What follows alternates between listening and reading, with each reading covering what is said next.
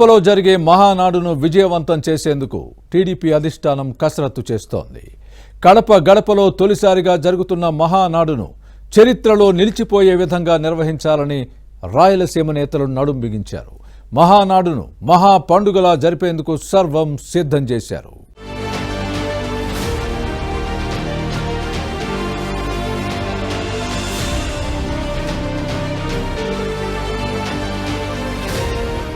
తెలుగు తమ్ముళ్లకు మహానాడు అతిపెద్ద పండుగ. తొలిసారిగా కడపలో నిర్వహిస్తున్న మహానాడును మునుపెన్నడూ లేని విధంగా విజయవంతం చేయాలని టీడీపీ నేతలు ప్రత్యేక దృష్టి సారిస్తున్నారు.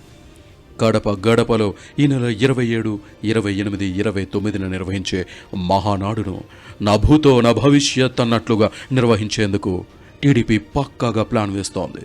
ఇక పార్టీ ఆవిర్భావం నుంచి ఇప్పటి వరకు మహానాడును కడపలో నిర్వహించలేదు.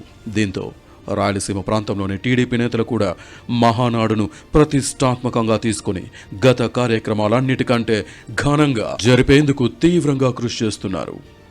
ఇక గతేడాది జరిగిన అసెంబ్లీ ఎన్నికల్లో ఉమ్మడి కడప జిల్లాలో వైసీపీకి చావు దెబ్బ తగిలింది. మిత్రపక్షాలతో కలిసి టీడీపీ ఫ్యాన్ పార్టీని మట్టి కరిపించింది. ఇది రాష్ట్రంలోనే సంచలనమయ్యింది. ఈ క్రమంలోనే జగన్ కోటలో మహానాడును కానీ విని ఎరుగని రీతిలో నిర్వహించాలని టీడీపీ నిర్ణయించింది. దీనికి సంబంధించి ఏర్పాట్లు కూడా పూర్తయ్యాయి.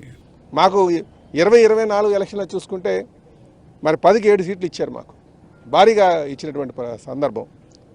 అదే విధంగా ఇక్కడ నాయకులందరూ కూడా చుట్టుపక్కల ఉన్నటువంటి ఉమ్మడి కడప జిల్లా నాయకులందరూ కూడా చాలా ఉత్సాహంగా పాల్గొని ఏ విషయమైనా సరే, ఏ పని ఉన్నా సరే చక్కని టకాటకని వచ్చి చేయడం కానీ, అలాగే ఇక్కడ ప్రజలందరూ కూడా ఆ ప్రోత్సాహం కానీ, సో ఈ మొన్నటి వరకు ఉన్నటువంటి అపోహలన్నీ పోయినాయి. ఉమ్మడి కడప జిల్లాలో టీడీపీ ఆవిర్భావం నుంచి 2004 ముందు వరకు టీడీపీ ఎమ్మెల్యేలే గెలుస్తూ వచ్చేవారు. బద్వేల్, జమ్మలమడుగు, కడప, రైల్వే కోడూరు ఇలా కొన్ని నియోజకవర్గాలు టీడీపీకి కంచుకోటల్లా ఉండేవి. రాజశేఖర్ రెడ్డి సీఎం అయిన తర్వాత పరిస్థితి మారింది. ఆ తర్వాత 2024 ఎన్నికల్లో మళ్లీ పార్టీ పుంజుకుంది. ఉమ్మడి జిల్లాలో 7 స్థానాలు కూటమికొచ్చాయి. సొంత జిల్లాలో వైసీపీ చతికిలబడడం ఆ పార్టీ ఊహించలేకపోయింది.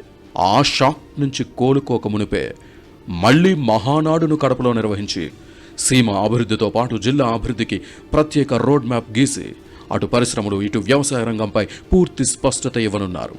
కడపకొచ్చే భారీ ప్రాజెక్టులను సస్పెన్స్లో ఉంచారు. మహానాడు వేదికగా ఆ వివరాల్ని సీఎం చంద్రబాబు వెల్లడిస్తారని చెబుతున్నారు.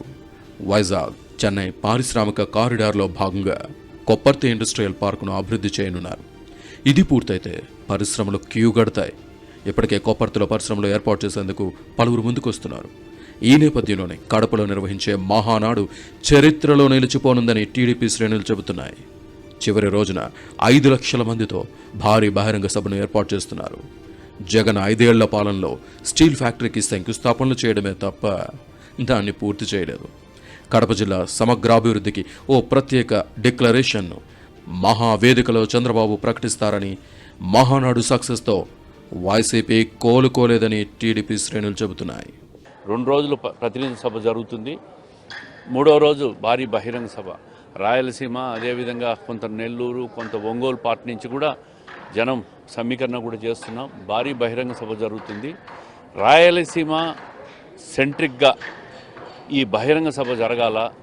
మనము 43 సంవత్సరాల 22 సంవత్సరాల అధికారంలో ఉండగా తెలుగుదేశం పార్టీ చేసిన కృషిని ముఖ్యంగా డిస్కస్ చేయాలనేది పార్టీ ఆలోచన. దశాబ్దాల తరబడి సాగిస్తున్న కాంగ్రెస్ పాలనను కూకటి వేళ్లతో కదిలించి పెకిలించి రాష్ట్రానికి రాజకీయ చైతన్యాన్ని, పల్లెసీమల ప్రజలకు కూడా రాజకీయాన్ని నేర్పిన టీడీపీకి ఈ మహానాడు రాజకీయంగా జీవం పోస్తుండగా పార్టీ కార్యకర్తలకు, నేతలకు మాత్రం జవసత్వాలను నింపుతోంది. 1982లో ప్రారంభమైన ఈ మహానాడు ఆ తర్వాత ప్రతి ఏడాది ఎన్టీఆర్ జన్మదినమైన మే 28వ తేదీన పురస్కరించుకొని జరుగుతోంది. ఇప్పటి వరకు 10 పర్యాయాలు మహానాడు జరగలేదు. మిగతా అన్ని సంవత్సరాలు మహానాడును నిర్వహిస్తూనే వస్తున్నారు. తెలుగుదేశం పార్టీ ఆవిర్భావం తర్వాత 1982 సంవత్సరం ఏప్రిల్ 10, 11 తేదీల్లో హైదరాబాద్ నిజాం కాలేజ్ గ్రౌండ్స్లో మొదటి మహానాడును నిర్వహించారు. ఆ తర్వాత ఈ మహానాడును ఎన్టీఆర్ జన్మదినమైన మే 28వ తేదీన నిర్వహించాలని పార్టీ నిర్ణయించింది. అందుకు అనుగుణంగానే 1982లో మళ్ళీ మే 27, 28 తేదీల్లో తిరుపతిలోని త్యాగరాయ మండలంలో నిర్వహించారు. అయితే ఆ తర్వాత మహానాడును 3 రోజుల పాటు నిర్వహించాలని తెలుగుదేశం అధినేత ఎన్టీఆర్ నిర్ణయించారు. ఇందులో భాగంగానే 1983లో మే 26, 27, 28 తేదీల్లో విజయవాడలో మహానాడును సిద్ధార్థ కాలేజ్ గ్రౌండ్స్లో నిర్వహించారు. ఆ తర్వాత 1984లో విశాఖపట్నంలోని పోలీస్ గ్రౌండ్స్లోను, 1986లో గండిపేటలో, 1987లో హైదరాబాద్ పెరేడ్ గ్రౌండ్స్లో, 1988లో విజయవాడ శాతవాహన ప్రాంగణంలో నిర్వహించారు. 1985, 1989, 1991, 1995, 1996, 1997, 2008, 2012, 2019 మహానాడును నిర్వహించలేదు. 2020, 2021 సంవత్సరాల్లో కరోనా కారణంగా మహానాడును డిజిటల్ మహానాడుగా నిర్వహించారు. 2024లో అసెంబ్లీ ఎన్నికల ఫలితాల సందర్భంగా మహానాడును నిర్వహించలేదు. మిగతా అన్ని సంవత్సరాల్లో మహానాడును నిర్వహిస్తూనే ఉన్నారు.